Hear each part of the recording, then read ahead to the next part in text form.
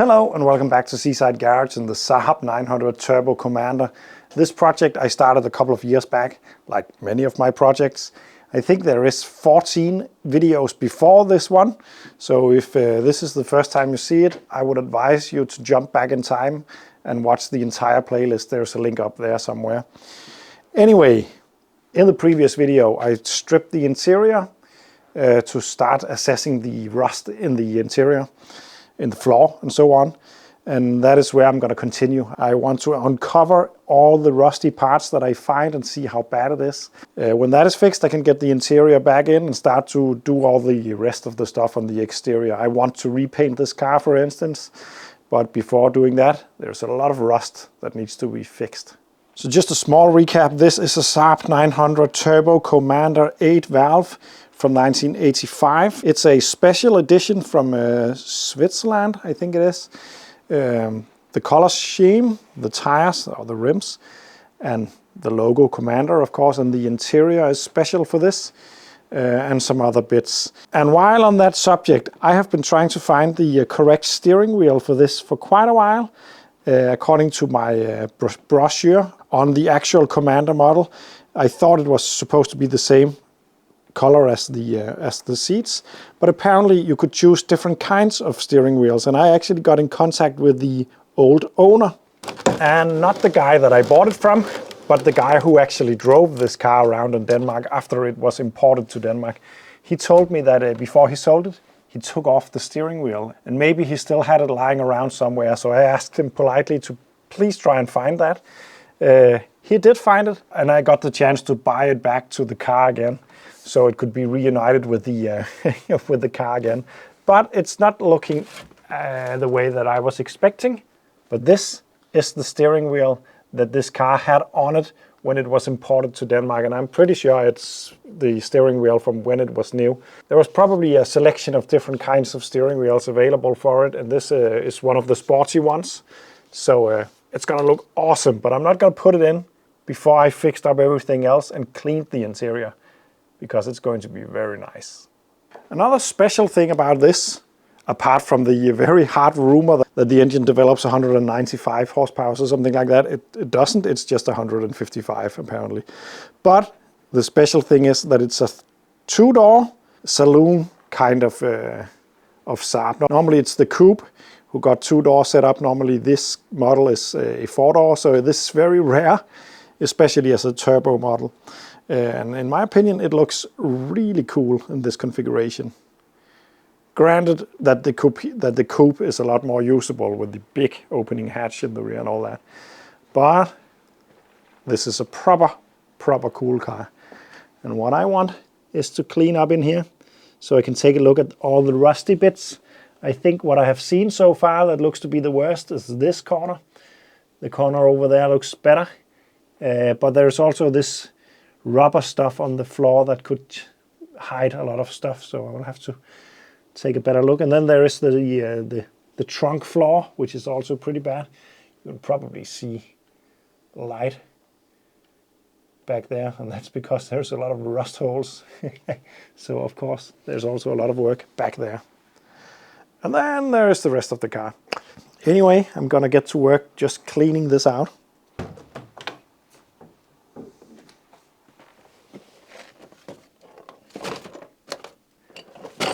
I love how I bought so many spare parts for this car that is slightly optimistic. Fan belt. And remember, in one of the previous videos, I also pretty much rebuilt the entire brake system, at least the calipers and the discs and all that. Might be a little bit early, to be honest, but yeah. It's probably from back in the days where I only had one project at a time, everything went a little bit more quickly. But I think I have had this car for 2 years now, maybe even more. Everything has just slowed a little bit because I have 13 project cars at the moment, and a small child and a family and all that. So it's a bit slower.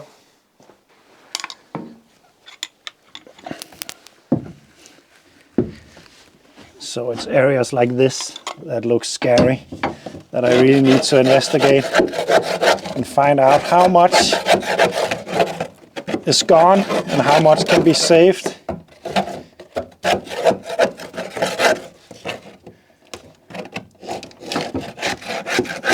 There's been a lot of water in here, that's for sure.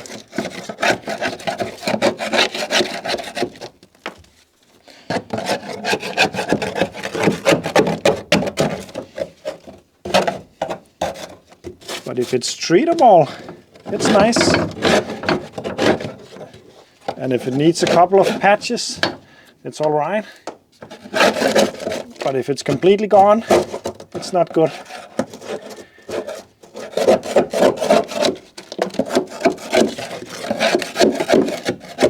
I learned from the white Mercedes that there is a limit to what I can cope with, at least.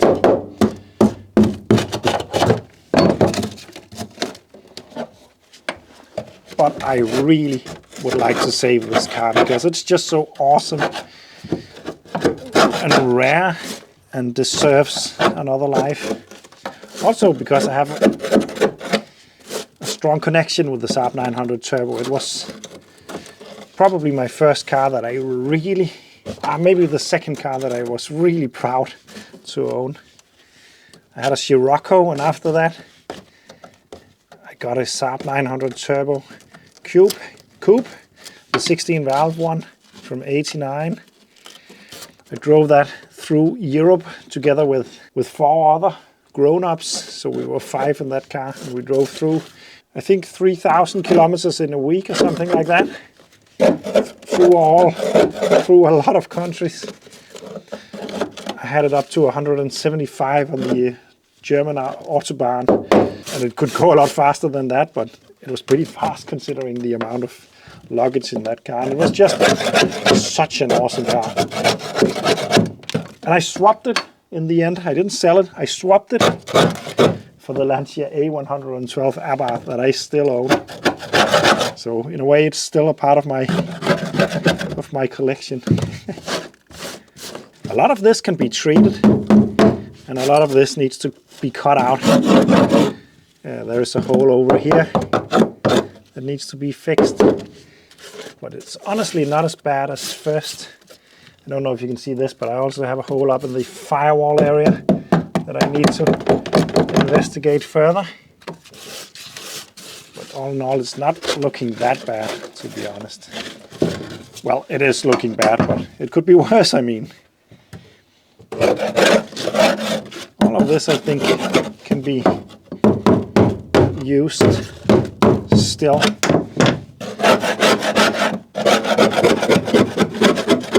With a lot of treating. So that's pretty nice. But this is at least one area of concern. Here is another. Let's take a closer look at that. I don't know if this silver material is easy to remove. I think it's the same as on the floor, it's just silverish. I need to remove it to be able to work on that and cure that rust that's hiding right here, but actually there's not even a hole, which is nice. Down here, I think maybe there's been a repair before. Don't think that's factory. It could be factory sealing, but I wouldn't expect it to look like that. But honestly, it's more solid back here than I was expecting, for sure. You hear me say that a lot, don't you? I actually got the rust spot uncovered now. I got clean metal all around. No welding is needed right here. Just a lot of sanding and converting. So that is really nice. On this side though, it looks worse.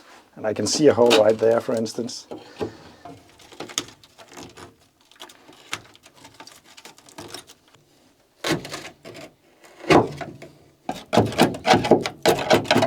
So this is about it for that part of it. Yeah, it's pretty bad. I wonder if it's double skinned or someone has made a patch on the inside already in the wheel arch.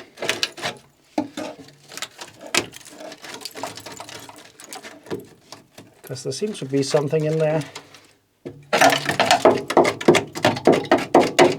I have to figure out how that is made before I fix it, because if it's an underlying structure that needs welding, I would probably have to open it up even further or fix it from the wheel arch first and then see. But other than that, it's actually more localized right here than I was expecting. But there's also a hole up here.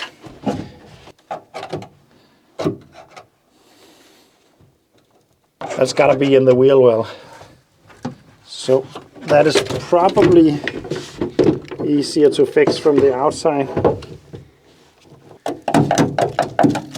Because yeah, there is a hole down here also. Doesn't look too bad either. But I might have to remove the brake lines to get access to it. They look really decent though, so I might end up reusing those. But, yeah. I'm just going to remove the seat.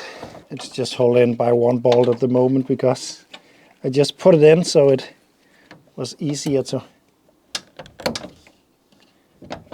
drive it in and out of the storage. And just in case you haven't watched the previous videos, even though it's a runner, it's not running very well.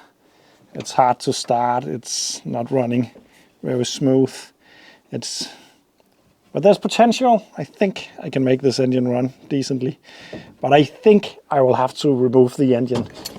I don't have to, but it will make it a lot easier to cure the rust in the engine bay and to, and more importantly, to service that engine.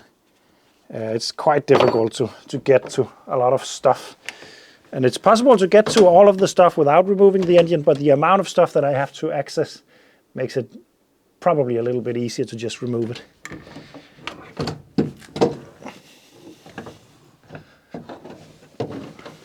And yes, I should probably wear white gloves when handling seats, but they need a lot of cleaning. I don't think it will make much difference that I make them a bit more dirty. Just gonna remove this also. Yeah, it's coming completely apart. Yeah, there's a massive hole right here. Not a big deal though, but it needs to be fixed. Maybe from the outside. Brake line once again in the way. Oh, those are fuel lines. We have both the fuel line and the brake line on the floor in here. There we go. Very moldy. So there we go. That uncovers a bit of the rust in here. Let me take you closer. Right there. It's honestly not looking too bad either. This down here though looks a bit more challenging. Probably the worst back here. But I think I actually fixed that on my old one. And I don't think it is as bad as it's looking. I think it's pretty obvious what needs to be fixed back here. We've got a hole over there. One there and one over there, and I actually don't think there is anything else than that other than the rusty spot right there. And I don't know how bad it is on this side because it's difficult to see for the filler system, so I need to do some investigating there, but I would presume that it's probably just as bad. An important piece on the Commander, the extra instrument cluster things. It's really nice to be back on the Saab. I'm actually almost tempted to go inside and watch all the previous videos because it's been so long since I worked on this that I can't really remember what I did and what I didn't do to it yet, but there is a lot of stuff that I can obviously see needs doing still. I won't promise anything, but I think the Saab is going to fill the channel with a lot of content for the next coming months. When I got this car, it actually started the movement towards being a full-time YouTuber, as I currently am, which is awesome. So this is for sure going to be special. Thanks for watching. Don't forget you can support me on Patreon. There's a link down below, and help me buy parts and metal, sheet metal for this car. So thanks for watching and see you in the next one.